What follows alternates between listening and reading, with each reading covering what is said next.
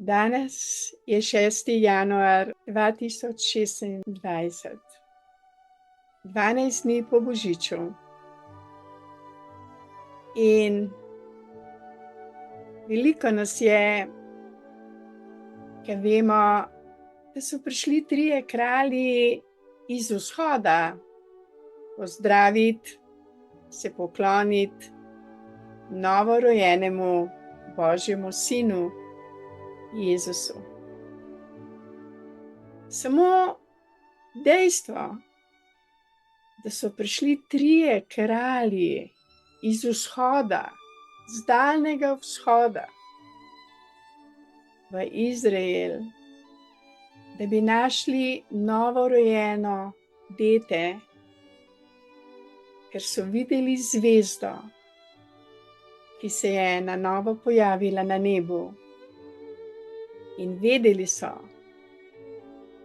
da se je rodil Božji sin, ki bo odrešil vse nas, vse ljudi sveta, od trpljenja, od bolezni in tudi od smrti.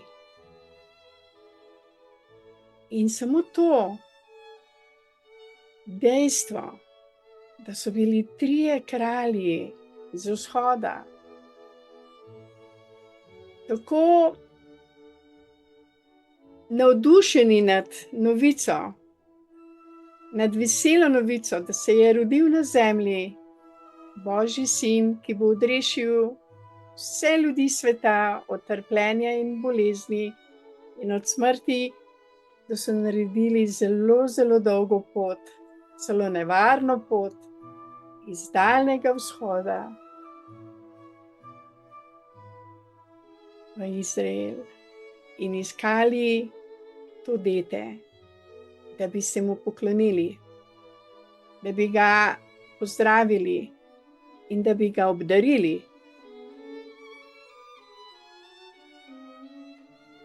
Koliko je ljudi v tem trenutku na tej zemlji, ki so pripravljeni biti tako ponižni, tako radodarni, kot ti 3 kralji iz vzhoda v tistem času, ko se je na nebu pojavila nova zvezda in so vedeli, da se je uresničila prerokba, da se bo rodil Božji sin, ki bo odrešil ljudi od smrti, od prekletstva, od temin, in da bo prišla milost na vso zemljo, tista milost, ki bo preprečila vojne, bolezni in smrt.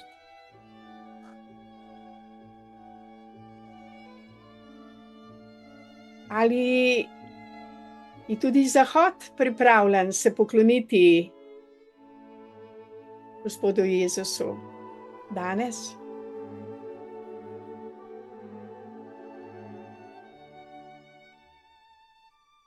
Vprašajmo se, ali smo se mi že poklonili Jezusu, ga sprejeli v svoje srce. Bodimo iskreni. 3 kralji iz vzhoda so se mu poklonili in ga obdarili. Kaj pa mi? Smo hvaležni? Smo radodarni? Smo rekli da ljubezni, brezpogojne ljubezni, ki je tudi prva alineja 9. člena statuta Društva za srečno življenje Belis.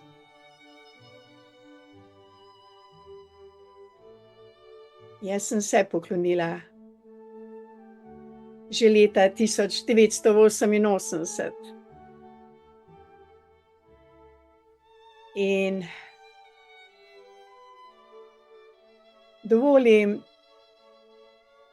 da je Sveti Duh tisti, ki me uči, tolaži, osrečuje, opogumlja in hodim po novi poti. Kajti to je vesela novica, to je radostna novica, da se je na zemlji rodil Božji sin, zveličar, ki je življenje, ki je milost, ki je darilo in ki ga lahko popolnoma vsak sprejme v svoje srce, tako da se mu pokloni in da je pripravljen svoje življenje uravnati na način, kot je Božja volja. Da delamo to, kar je Božji načrt. Vsak za sebe. Lahko to preveri danes. Na ta dan, ko se svet spominja teh 3 kraljev, njihove ponižnosti, njihove radodarnosti in njihove poti, ki so jo naredili, da bi se poklonili Gospodu Jezusu, ki je bil takrat še otrok, z velikim poslanstvom, ki ga je tudi podaril vsem nam na zemlji. Prišel je na zemljo kot otrok, živel je na zemlji, zdravil ljudi, obujal mrtve, dovolil je, da so ga celo križali, ubili, da je prišel pod zemlje, ker so ljudje že spali v veri v vstajenje od mrtvih, ko bo prišel odrešenik na zemljo.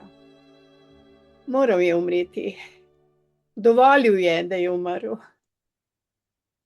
Vedel pa je, da bo ga Bog po podzemlju obudil mrtvih, da bo lahko obujal mrtve, ki so zaspali v veri v vstajenje. In tudi vse nas obuja, ki se mu poklonimo, ki ga sprejmemo ponižno v svoje srce in ki smo pripravljeni širiti to veselo novico, ta čudoviti evangelij, da lahko vsak v imenu ljubezni, v imenu milosti hodi po novi poti, po poti življenja, po poti radosti, po poti veselja. Dobili smo velik dar. Bodimo kakor 3 kralji z vzhoda, ponižni in se poklonimo hvaležno tej čudoviti novici, da se je rodil otrok ljubezni na zemlji za našo srečo, za naše življenje. Osebno sem zelo hvaležna, da sem tudi sama bila dovolj ponižna, da sem se poklonila in sprejela Gospoda Jezusa za svojega zveličarja, za svojo novo pot, za svojo novo življenje. Bodimo kakor kralji iz vzhoda, ponižni in radodarni in ponesimo ta evangelij po vsem svetu, da ne bo več solz, ne trpljenja, ne smrti in da bo na zemlji raj za vse ljudi. Nobenih poročil, nobenih študij, ampak en sam, precej surov zvočni posnetek. Gre za osebno refleksijo, posneto zanimivo na Svete 3 kralje 6. januarja in najina naloga danes je, da to refleksijo nekako razstaviva na prafaktorje. Da pogledava, kaj je govorka v resnici hotela sporočiti, kako gradi svojo argumentacijo in konec koncev, kam nas želi pripeljati. Moram pa priznati, da me je že sam začetek čisto presenetil.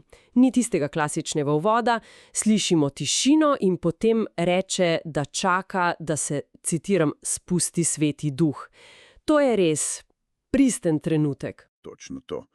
In ta začetek je, bi rekel, ključen, ker takoj postavi ton celotne pripovedi. Takoj vemo, da ne bomo poslušali nekega naučenega govora, neke formalne pridige. To bo osebno pričevanje, ki nastaja pač v trenutku.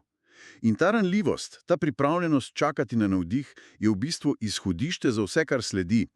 In skozi to se potem izkristalizirajo 3 velike teme, ki jih bova danes raziskala.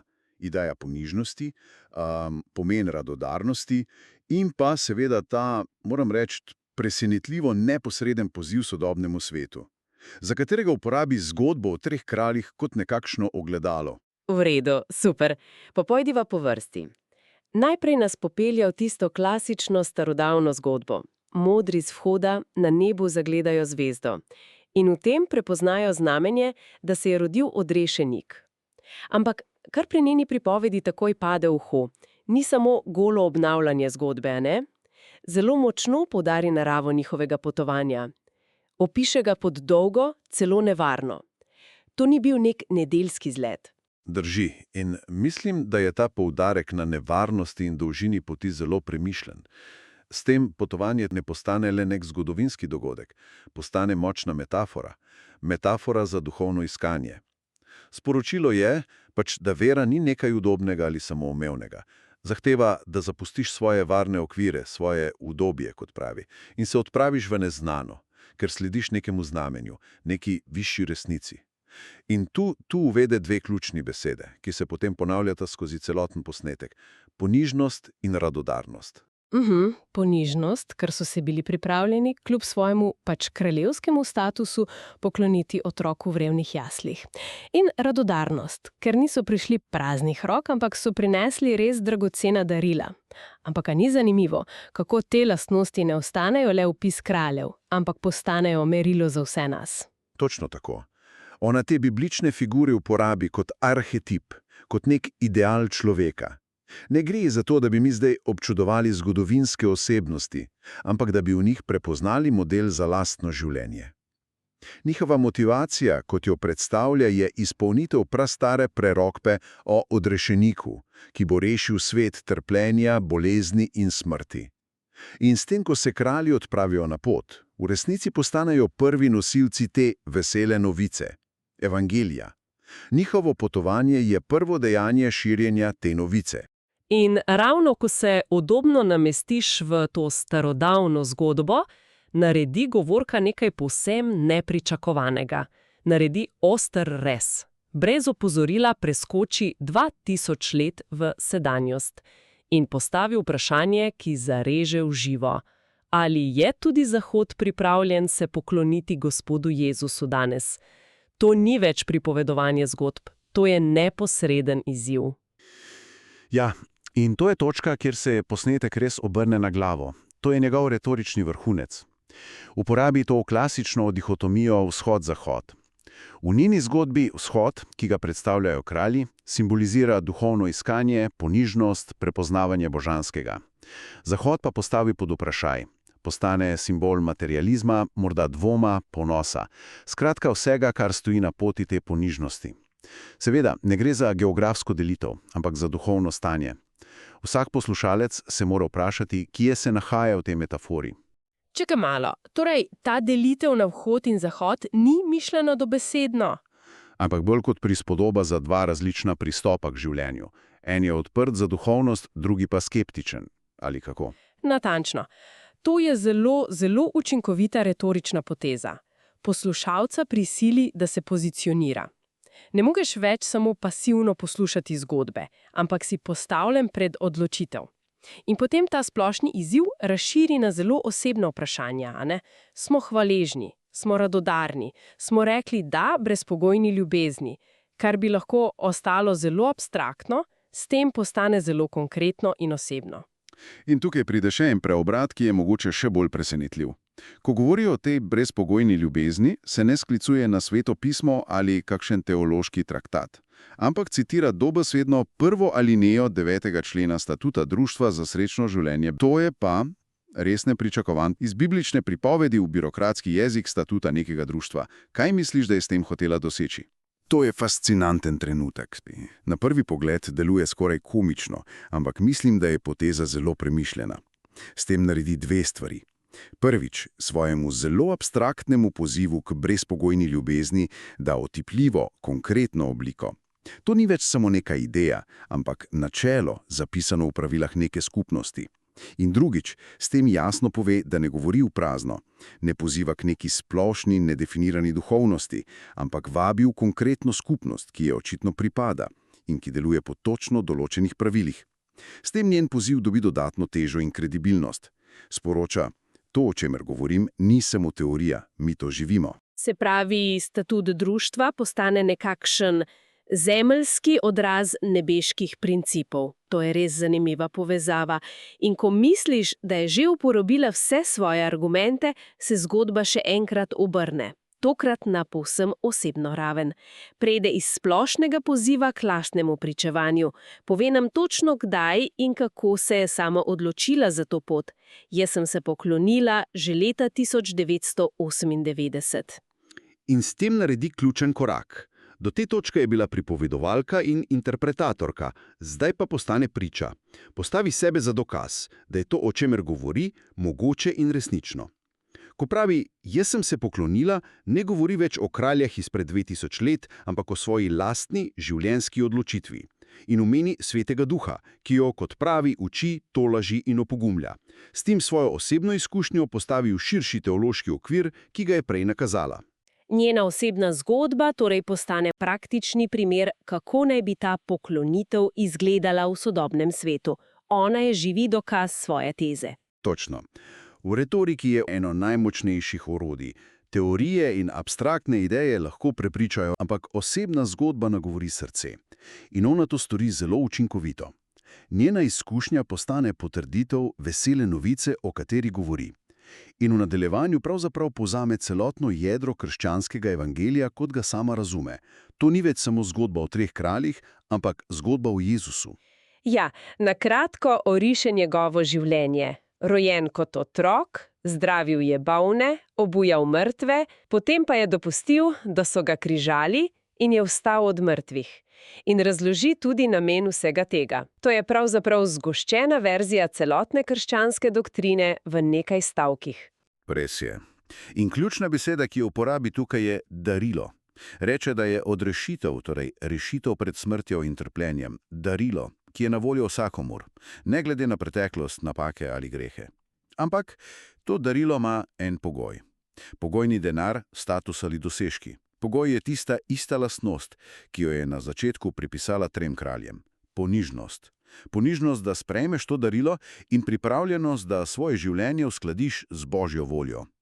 Njena osebna zgodba je predstavljena kot potrditev, da je to darilo resnično in dosegljivo. In kako se potem ta velika pripoved, ki se raztega od rojstva v Betlehemu, preko njene osebne izkušnje iz leta 1998, zaključi? Kakšen je končni poziv, končno sporočilo? Zaključek je, bi rekel, logična posledica vsega, kar je zgradila do tedaj.